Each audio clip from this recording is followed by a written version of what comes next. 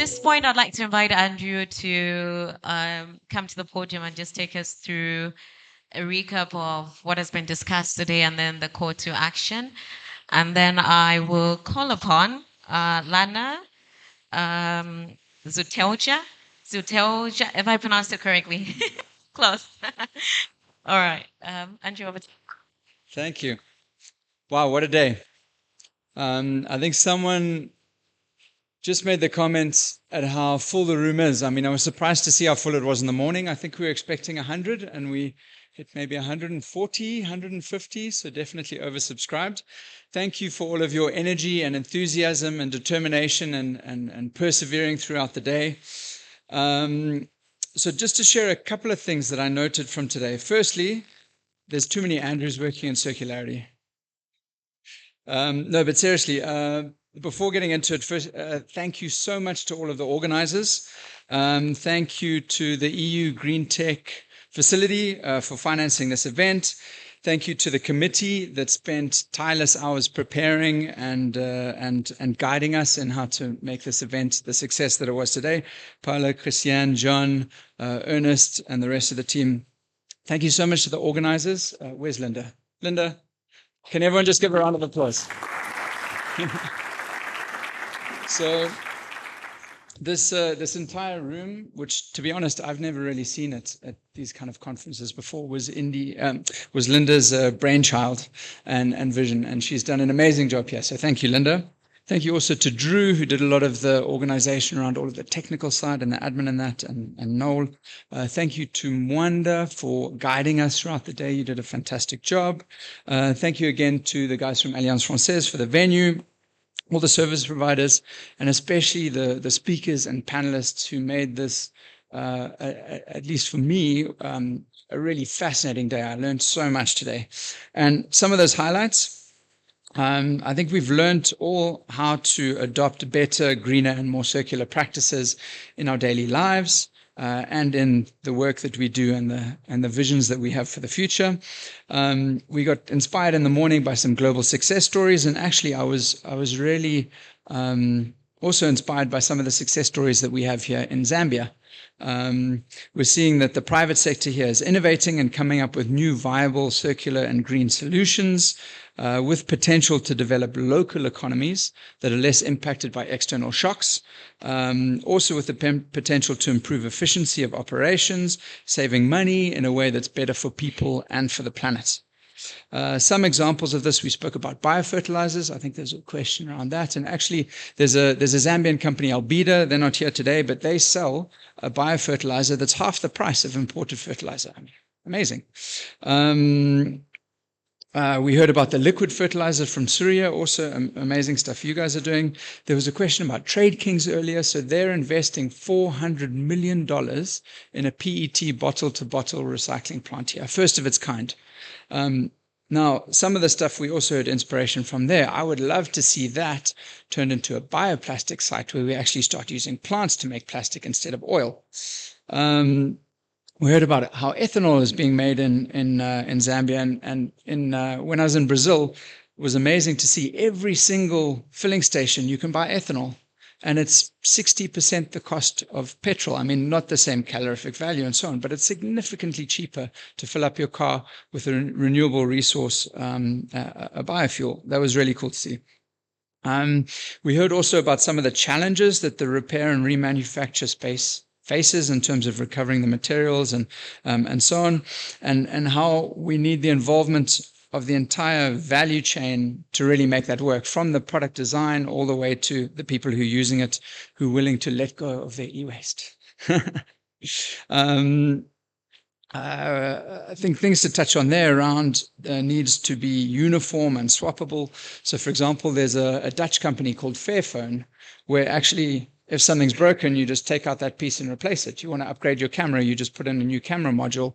The battery doesn't work, you take it out and you replace that. And these new phones have kind of gone away from that, where everything is locked in and you have to keep using their systems. But actually, this phone I got from an Apple store, and they call it Reloved. So it was someone else's. It's been repaired and refurbished and so on, and ready to go again. And We're also seeing a shift in policy to enable this. So, for example, under some of the EU directives, all devices now have to use a standard charging port, USB-C. So again, a lot to learn from the Europeans on this sort of thing. On the policy side, we heard a bit how government needs to create an enabling environment. And actually, there was a lot of positive feedback about systems that are already in place. Tax incentives. I know, for example, any machinery related to recycling or waste management comes in duty-free into Zambia. There are certain economic zones, multi-facility economic zones, where again you can set up and get tax breaks. And I think, yeah, again, the focus on enabling policy over policing was quite a highlight. In the past year, especially, we've seen a lot of progress in the energy space there. Due to a crisis, load shedding, we've actually seen now the energy market is completely open to private power players. And we've been talking about this since for the last 10 years at least, around solar farms, waste to energy facilities, and so on. And it took this crisis really to open the policy to enabling that. We're also seeing emergence of some really good channels to collaborate. And I think one of the key things take away from today as well was the need for collaboration. So really happy to have all you passionate people here in the room. Let's work together. Let's drive this forward. But we're also seeing some platforms to collaborate with governments. The Presidential Delivery Unit, PPP, the Public-Private Partnership Dialogue Forum. There was also a call for advocacy and to start to include some of this in budgets and so on. And that gets us then onto the finance side. We heard a lot of positive news about how money is available out there.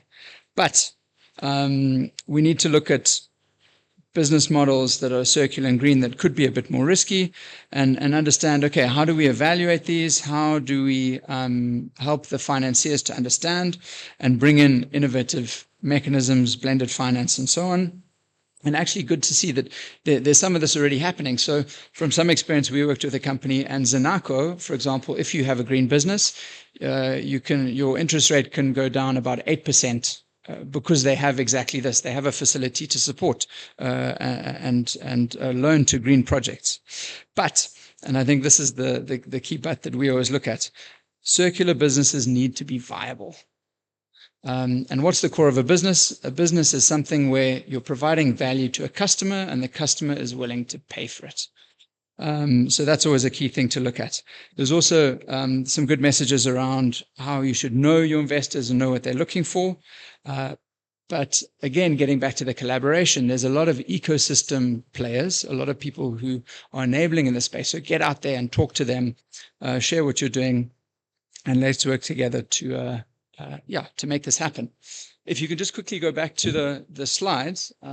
So the last thing I want to touch on is that the Zambia Circular Economy Network is here to support in all of this, and would love to work together with all of you. And basically, this Circular Zambia, the website is circularzambia.org. Many of you would have registered for the event through that, but that is going to be the home for all things green and circular in Zambia. As mentioned already, we'll be sharing all of the videos and slides from this event, but we'd love to hear from all of you how we can share your success stories, share the cases of what's working, and bring all of you together. So please, get in touch with us. Sign up to be a member of the network, and let's make Zambia greener and more circular together. Thank you.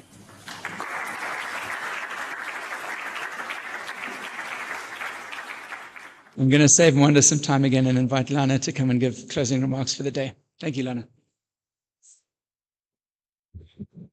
Thank you so much, Andrew. And thank you, everybody. I have, in a way, I think the trickiest role of the day. First, I haven't been able to join throughout the day, so I'm here supposed to give some very, insightful closing remarks.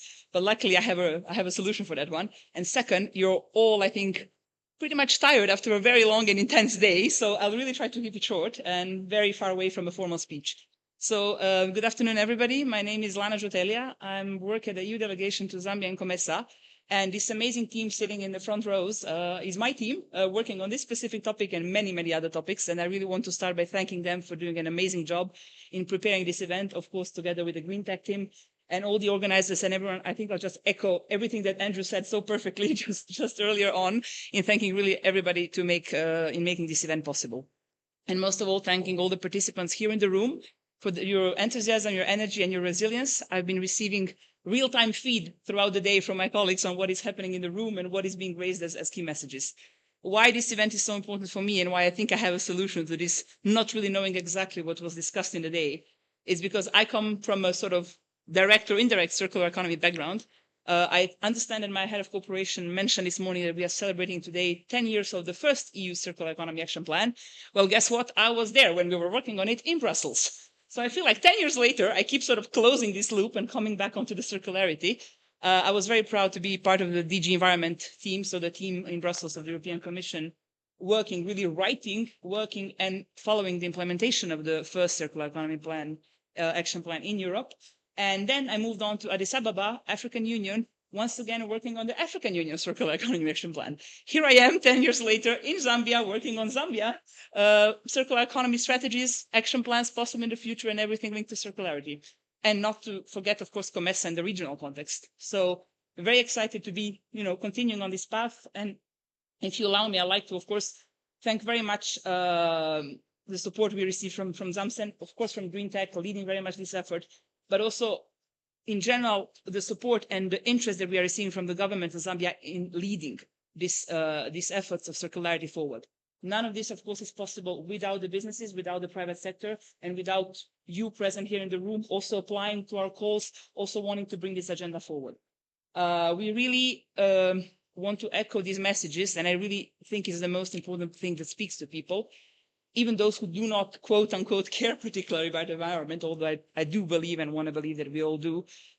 This is really about saving money and making business, and in the process, saving the environment. And this applies also actually for consumers. So it's a question of mind shift, total transition in the way we have been sort of living until now. I don't think it's a very new concept on the African continent as such. I think there is a lot of embedded circularity in the way people live and operate on the continent.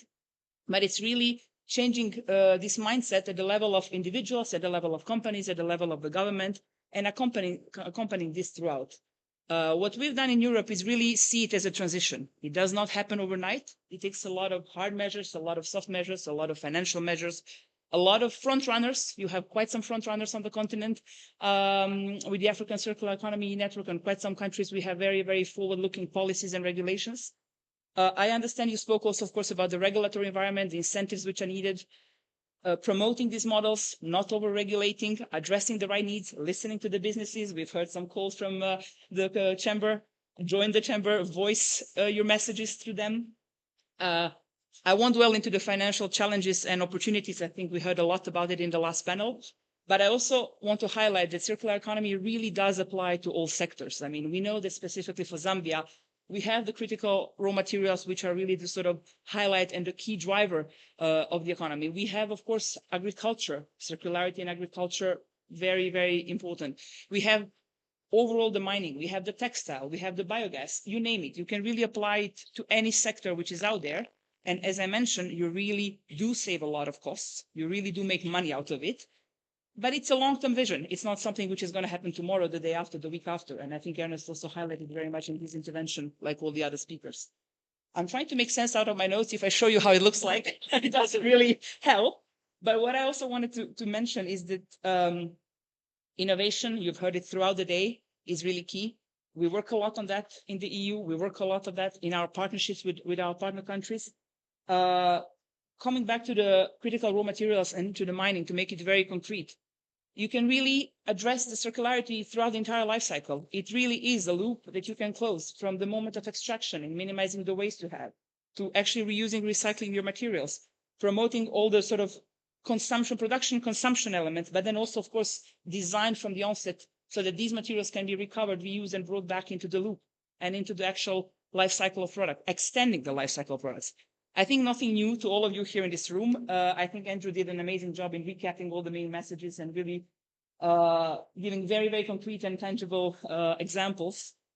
I understand there was a lot of interest this morning in all the different examples which were presented. I think this call that you made earlier on access to information is a crucial one. I think the explaining what it is, talking about it, showcasing concrete models from all around the world, from Zambia, from the African continent, from Europe, that's what really makes it tangible. That's what makes people understand that maybe they're already somehow on the path to circularity and then get concrete ideas into how to make it happen.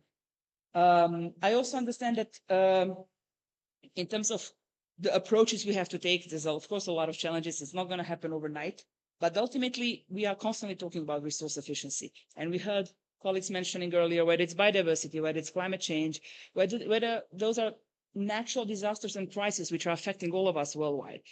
I think the circularity is the one model which actually concretely translates all of these very, very high-level global commitments, the SDGs, all the different continental agendas, the joint targets and common sort of denominator we all have to respond to globally into very concrete, tangible things on the ground. So I think it makes it really worthwhile. It makes it tangible. It makes it attractive for companies and also individuals to embark on. It also focuses on competitiveness. We heard that going linear is not really an option anymore. I mean, it's just not managing to stay on the market anymore in this concept as it used to be. So we really have to shift this whole approach to doing business, to new business models. And I think this was really very, very well discussed through the day. I also wanted to comment on the Zambian potential, on the untapped potential. We heard so many sectors which could actually embed the circularity, starting from the municipal solid waste management to the biogas, to the fertilizers. I mentioned the textiles. We focus also on, of course, on electronics, on the packaging, on the e-waste. I mean, you name it, as I said, you can really cut across all the sectors. I'm trying to see very quickly and very discreetly if I missed any of the major points of my element. Yes, I actually did. What next? So I think we heard a lot on what the EU is doing. I think we've got a lot of experience on the ground. What I can say that also within the EU, we had a number of countries who were very, very much advanced in all the circular economy business models, policies, regulation, and all of that. We had a number of others who were just starting.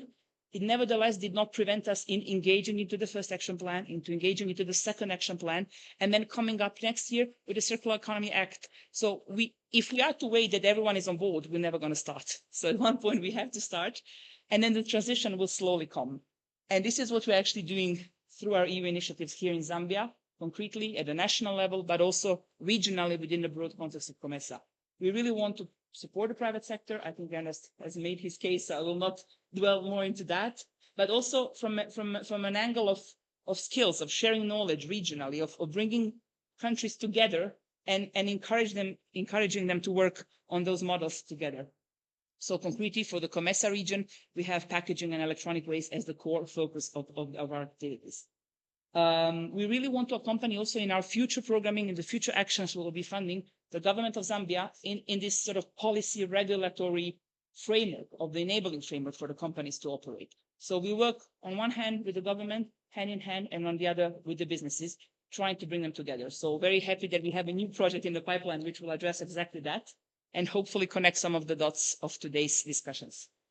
I think I will stop here. I will just very much thank Andrew and Zamsen for the knowledge platform they are creating and really invite all of you to keep on checking circularzambia.org, providing input, feedback, sharing information, spreading the information, and coming back to us, to the Green Tech team, with whatever information, clarification, suggestion, feedback, or positive idea you might have. I really stop here. I could talk forever. I love this topic. I really love it. And I'm very, very happy to have had the chance and the privilege to work on it for the last 10 years and a very different angle, Europe, Africa, continental, regional, and national. And I hope to be on board of it for many, many more years. And once again, big, big thanks to all of you for your really strong interest and resilience throughout the day.